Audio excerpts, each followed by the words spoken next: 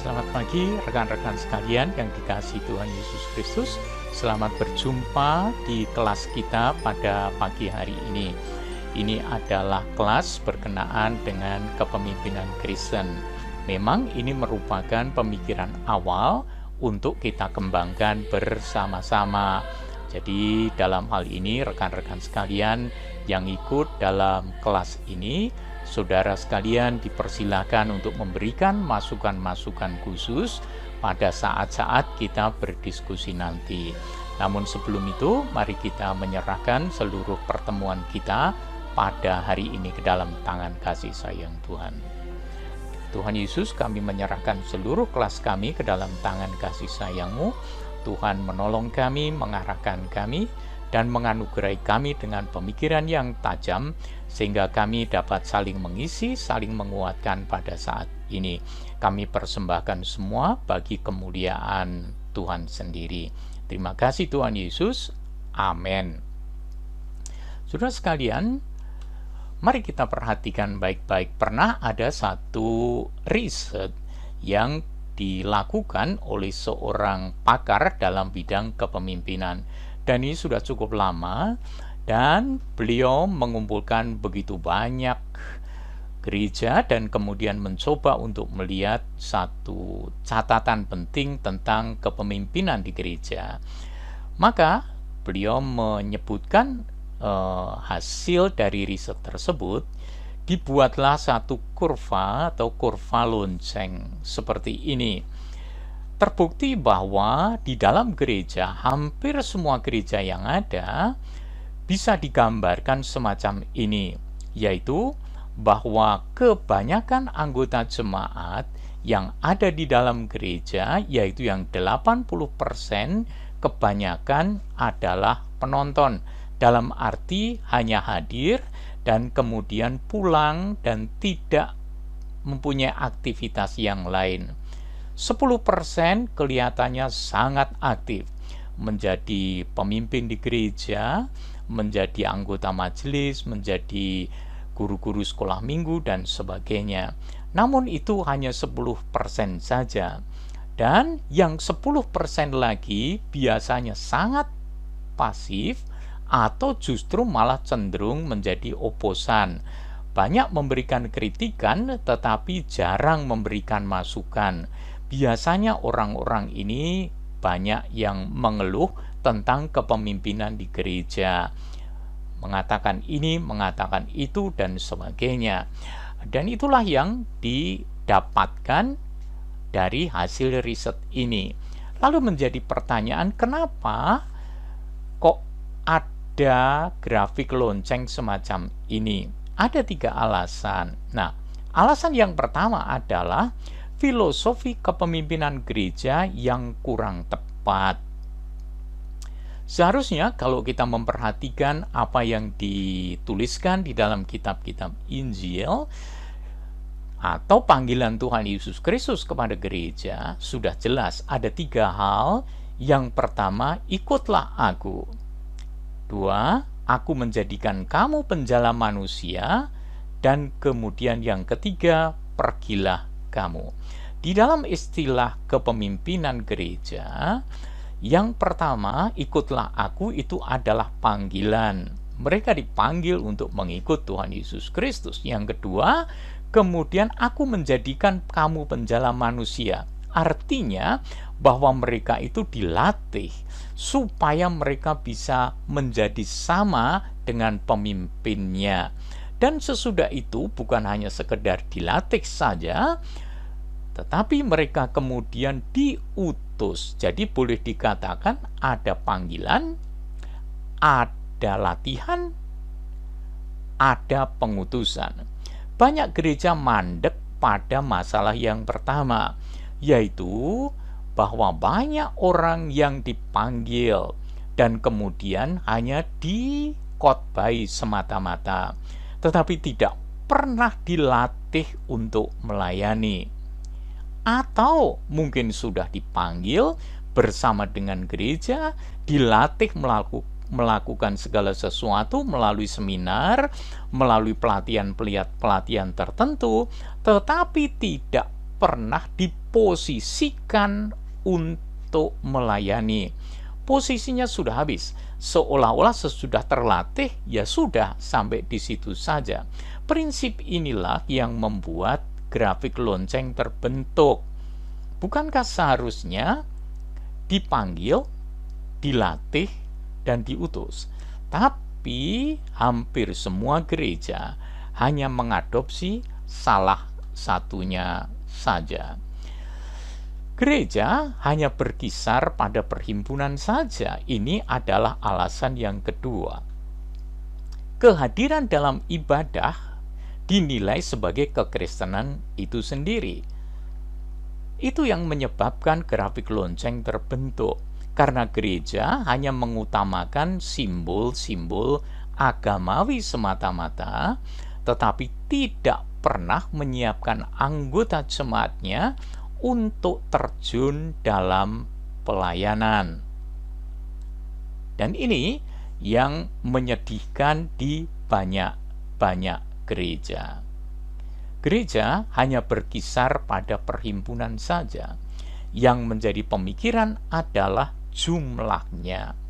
Orang mengatakan semakin besar jumlahnya, kuantitasnya semakin banyak, semakin besar, maka dianggap itu gereja yang rohani, gereja yang sukses.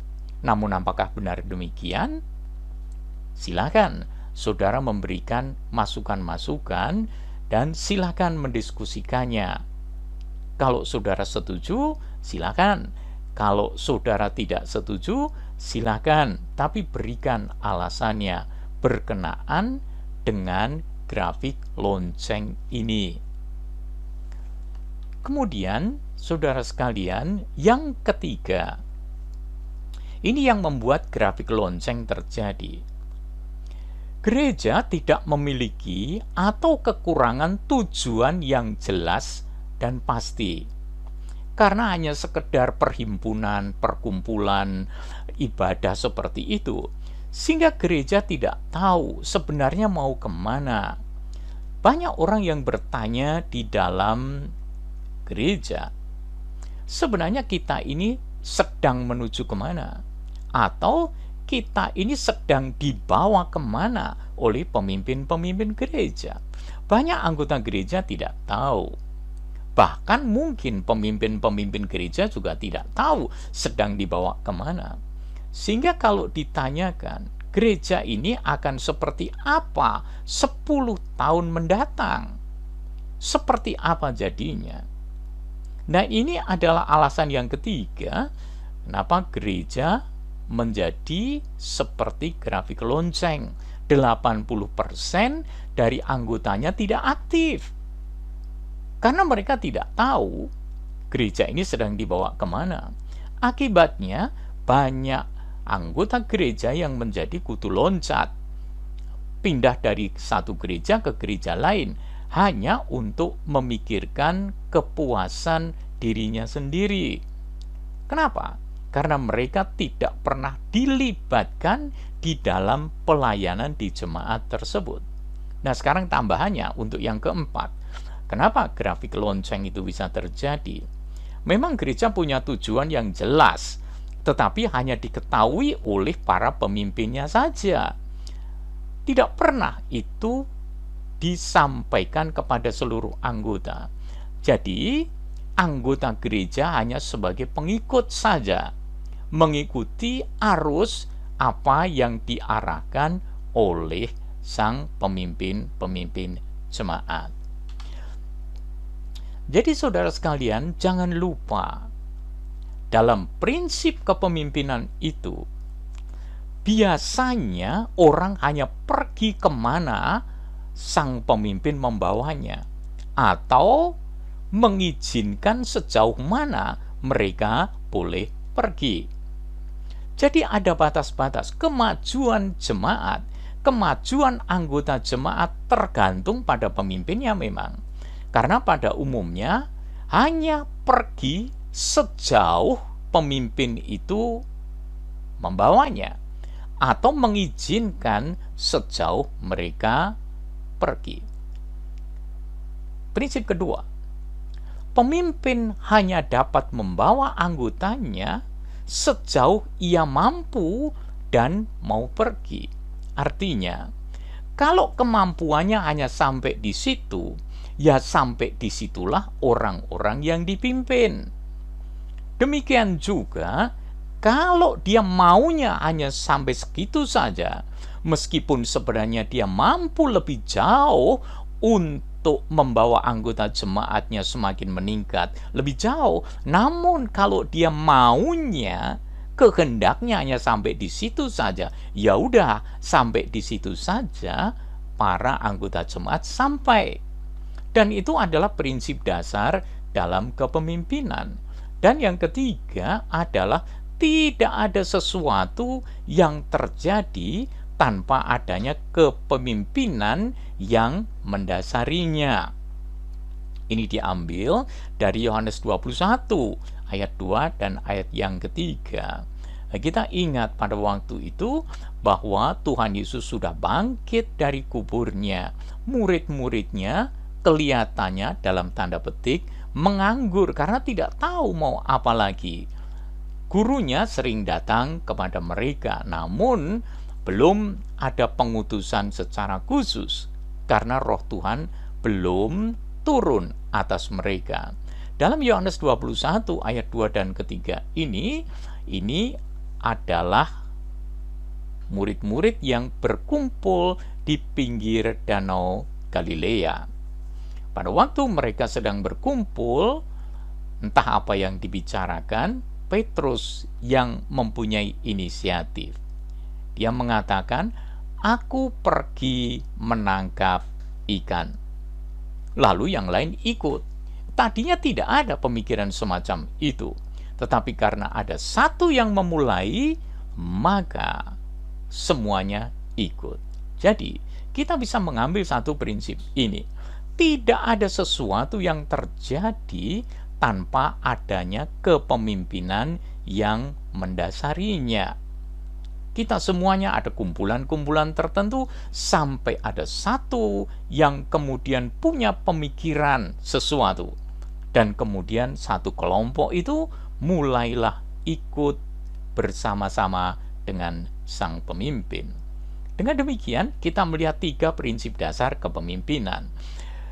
Pada umumnya, orang hanya pergi kemana pemimpin membawanya atau mengizinkan sejauh mana mereka boleh pergi. Yang kedua, pemimpin hanya dapat membawa anggotanya sejauh ia mampu dan ia mau pergi. Yang ketiga, tidak ada sesuatu yang terjadi tanpa adanya kepemimpinan yang mendasarinya. Nah, mari kita memikirkan diri kita sendiri. Rekan-rekan semua yang ikut dalam kelas ini. Apakah saya seorang pemimpin? Nah, ini adalah definisi tentang kepemimpinan itu apa? Kepemimpinan itu adalah suatu proses mempengaruhi. Setiap kali Anda berusaha mempengaruhi cara berpikir, berperilaku, atau pertumbuhan orang untuk mencapai satu tujuan dalam kehidupan pribadi atau profesional mereka, Anda sedang berperan sebagai pemimpin. Jadi pemimpin itu bukan masalah siapa orangnya, tetapi apakah dia mampu untuk mempengaruhi. Karena kepemimpinan bukan soal posisi. Kepemimpinan itu merupakan proses mempengaruhi.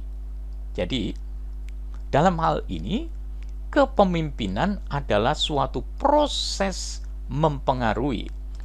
Jadi, harus dilakukan langkah demi langkah. Jadi, apakah saya seorang pemimpin?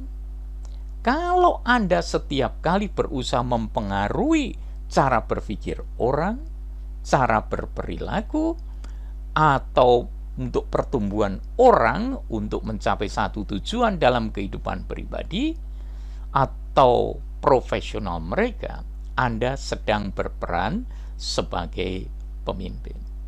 Jadi saudara sekalian, pertanyaannya, apakah Anda seorang pemimpin? Silakan memberikan masukan dan saya menunggunya. Terima kasih.